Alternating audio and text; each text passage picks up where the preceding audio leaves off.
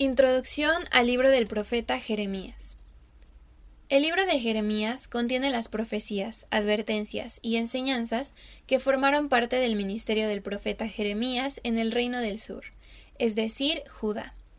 Debido a que muchos de los líderes y habitantes de Jerusalén rechazaron a Jeremías y a otros profetas y continuaron pecando, Jerusalén fue destruida y muchos judíos fueron llevados cautivos a Babilonia. Este libro ilustra que el pacto entre Dios e Israel no hace invencibles a los del pueblo de Dios. Si no cumplen su parte del pacto y no prestan atención a la palabra del Señor, ellos se apartan a sí mismos de la comunión y la protección de Dios. Jeremías, el profeta del corazón quebrantado, es el autor de este libro que lleva su nombre. Sirvió como sacerdote y profeta y era hijo de un sacerdote llamado Hilcías. Comenzó su ministerio en el año 626 a.C., durante el reinado del rey Josías, y continuó predicando hasta después de la destrucción de Jerusalén, aproximadamente en el año 586 a.C., de manera que sirvió durante más de 40 años. Él fue el que predijo los 70 años de cautiverio en Babilonia. Jeremías tuvo una vida difícil. Sus mensajes de arrepentimiento pronunciados en el templo no fueron bien recibidos.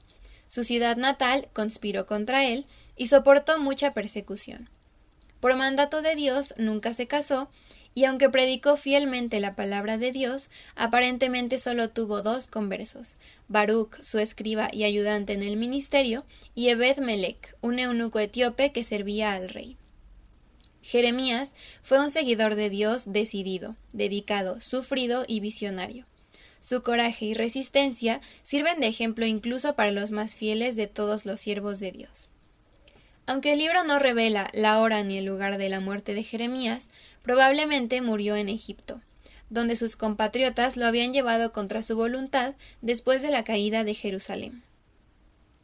Para entender el escenario del libro de Jeremías, es necesario saber que la condición espiritual de Judá era de evidente adoración a ídolos. El rey Acaz, que precedió a su hijo Ezequías en los días de Isaías, había establecido un sistema de sacrificio de niños al dios Moloc en el valle de Hinnom, en las afueras de Jerusalén. Ezequías lideró las reformas y la limpieza, pero su hijo Manasés continuó fomentando el sacrificio de niños junto con la idolatría, lo cual continuó en la época de Jeremías.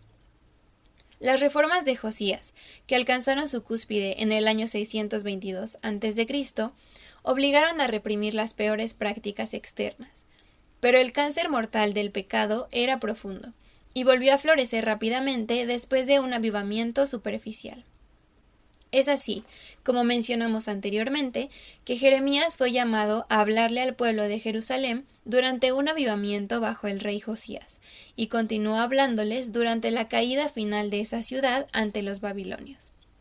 Su tarea era recalcar el mensaje de que la caída de Jerusalén no se debió a ninguna falta por parte de Dios, sino enteramente a la infidelidad de Judá hacia Dios. Específicamente al escuchar a los falsos profetas en lugar de a los verdaderos. Sin embargo, ni siquiera este horrible desastre fue el final. Jeremías predijo un regreso del exilio, un pacto eterno y un nuevo pacto en el que el pueblo de Dios finalmente abrazaría el pacto en sus corazones. Israel y Judá se reunirían y finalmente cumplirían su llamado de traer luz al mundo.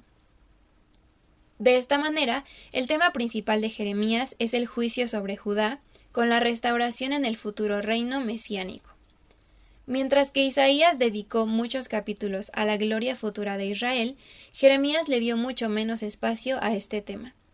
Como el juicio de Dios era inminente, se concentró en los problemas actuales mientras buscaba hacer que la nación retrocediera.